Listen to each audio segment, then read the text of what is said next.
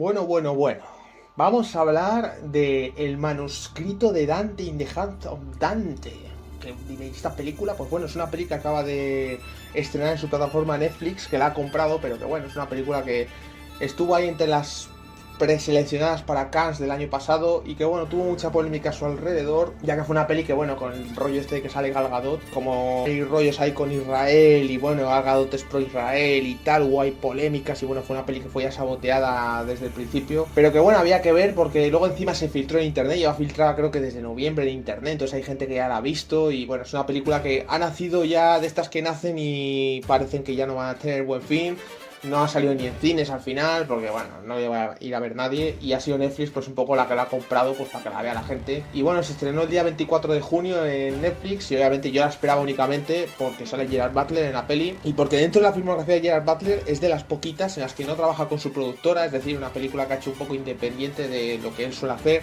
Yo soy fan de Gerard Butler, obviamente, entonces os hablaré mucho de su personaje en esta peli. Porque la verdad que lo que es la propia película, yo pues sabía que no tenía buenas críticas. Yo sabía que se han llevado muchos palos.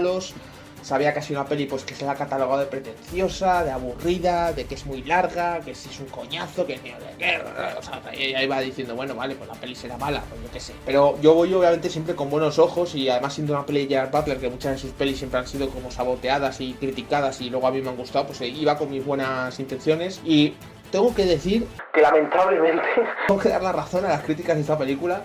Porque la película, si hablamos solo de la película, es un auténtico aburrimiento, ¿vale? O sea, tiene un buen inicio y tiene como unas cartas iniciales en el estilo que mezcla ahí presente y pasado y un juego ahí de colores que es interesante y durante la primera hora funciona, pero la película es que dura 2 horas y media y hay momentos de verdad, sobre todo tirando de la hora al final, o sea, que poco a poco se va volviendo insoportable. Cuando vamos viendo la parte del pasado, de verdad, es cuando la peli se pone a color, es un saco de ladrillos que llevas encima de aburrimiento.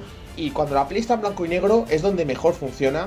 Pero bueno, ¿de qué va esta película? ¿Qué podemos decir del manuscrito de Dante? ¿Qué trama tiene? Pues bueno, está como mezclando dos tramas. Lo que es importante en la peli, que es de lo que gira un poco todo, es el tema de lo que es el manuscrito este original de la Divina Comedia.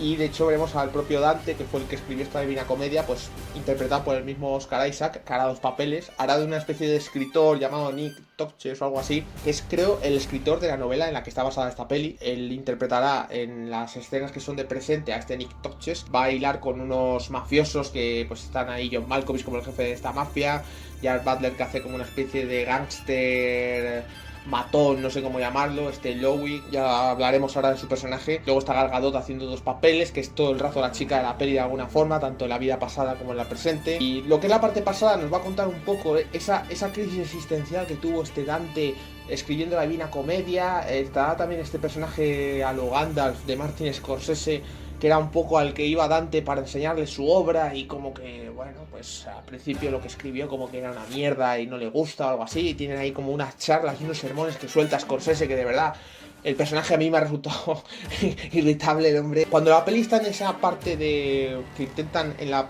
parte presente como robar ese manuscrito porque lo tienen, saben dónde se encuentra y tiene un valor incalculable, pues estos mafiosos pues van a por el personaje de Oscar Isaac porque él sabe interpretar si es de verdad o no ese manuscrito que encontraron en la iglesia, ya que pues es un fanático. Este personaje de Nick Topches, el que hace Oscar Isaac en el presente, es un fanático de la Divina Comedia, se la ha leído 80 veces, tanto que le pasó de fascinar a incluso horrorizar por cosas, ya que de tanto leer algo, aquí una cosa que dicen es que de tanto observar algo que te encanta, al final le ves los defectos, y él sabría interpretar si ese manuscrito que han encontrado estos mafiosos sería el original, y entonces pues por eso va a ir hilado con el personaje de Gerard Butler, que va a hacer un poco del que limpie el camino matando a la gente. De esta manera la parte de blanco y negro, que es como thriller de ahí y tal, pues está bastante bien.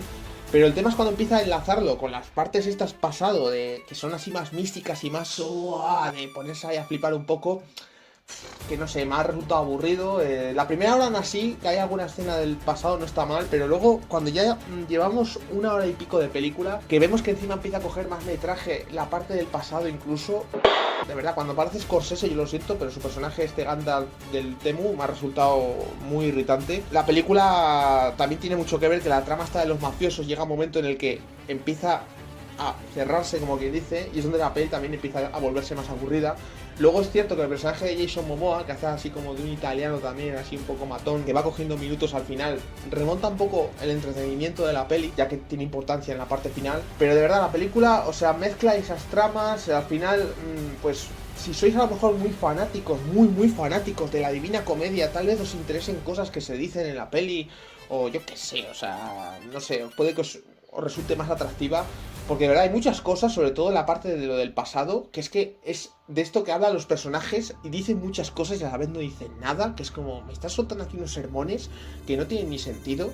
Y luego la parte presente, como es más rollo gángster, de robar, de qué tal, que sé que a veces de verdad, no sé qué, es más peliculera, digamos, pues es más entretenida, aunque aún así esa trama va perdiendo fuerza a medida que avanza la película. Y bueno, yo os voy a hablar de lo que me ha gustado, obviamente, porque tengo que decir que la película, si se consigue ver en la primera hora, sobre todo, tiene mucho que ver por la trama que digo de blanco y negro, en el que el personaje de Gerard Butler, pues me atrevo a decir que sin duda lo mejor de la peli, no ya porque sea yo fan de Gerard Butler, sino porque de verdad hace un papel como nunca habéis visto a Gerard Butler. De hecho, su personaje ya desde el principio, esa escena inicial, ese diálogo largo, ese monólogo, mejor dicho, que tiene en el bar, el pobre empleado que está ahí, que la verdad que te da pena y todo el personaje, las cosas que le va a decir este Louis al tío del bar, le va a poner fino. Veremos cómo se va generando esa tensión entre los personajes. Y ya os digo, Gerard Butler es carisma puro. Y luego cuando empieza a conectar con el personaje de Oscar Isaac, los diálogos que tienen ahí en el avión, cuando están ahí pues en el viaje, y entre ellos en general los diálogos que tienen, la verdad que está muy bien. Ahí es donde la película pues me sorprende, porque la película tiene ahí buenas líneas de diálogo, y luego cuando se pone más fantasiosa o mística, o no sé cómo decirlo, más Terrence Malick, incluso en algunos momentos, la película es insufrible, insoportable. Y de hecho el final de la historia y todo es como muy, pues vale, o sea, no tiene tampoco una cosa que digas, guau, es la hostia. Por eso os digo que la película casi merece la pena veros lo que es solo la parte en blanco y negro. Si se pudiera, ojalá tener una versión que sea solo la película de blanco y negro, porque si fuera solo la peli en blanco y negro, la peli podemos decir que es la típica, que tiene buena premisa, va bien y que luego se desinfla. Pero como te mezcla la peli con las escenas de Dante en el pasado, que luego tiene una conexión ahí en la escena final, es donde la peli pues pierde mucho el ritmo. De hecho, la película, ya os digo, vais a acabar pidiendo la hora seguro. Yo estaba a las 2 horas de peli mirando todo el rato el reloj diciendo a ver cuánto queda, porque es que de verdad, o sea, toda la parte de Dante cuando está creando la novela y todo eso, creo que encima está incluso desaprovechado, podría haber sido mucho más interesante. Y parece que está más centrado simplemente en la relación que tenía con el personaje de Gal Gadot, y la verdad que no sé. Es una película que obviamente me da pena tener que darle palos, porque creo que tiene de las interpretaciones de Gerard Butler, pueden ser de sus 3 mejores papeles de toda su carrera, sin duda.